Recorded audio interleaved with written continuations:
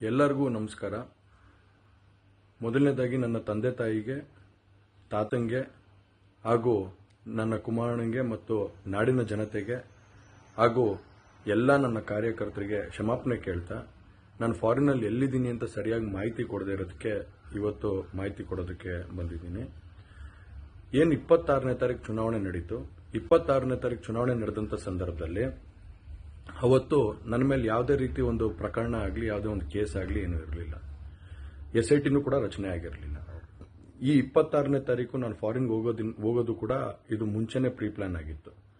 ಹಾಗಾಗಿ ನಾನು ಫಾರಿನ್ಗೆ ಹೊರಟಾದ ಮೇಲೆ 3-4 ದಿನದ ನಂತರ ನಾನು ಯೂಟ್ಯೂಬ್ ನೋಡುವಂಥ ಸಂದರ್ಭದಲ್ಲಿ, ನ್ಯೂಸ್ ಚಾನೆಲ್ ನೋಡುವಂಥ ಸಂದರ್ಭದಲ್ಲಿ ನನಗೆ ಈ ಮಾಹಿತಿ ದೊರಕುವಂಥ ಕೆಲಸ ಆಯಿತು. ಮಾಹಿತಿ ದೊರಕಿದ ಮೇಲೆ ನಂತರ SITನೂ ಕೂಡ ಏನು ಒಂದು ನೋಟಿಸ್ ಕೊಡುವಂಥ ಕೆಲಸ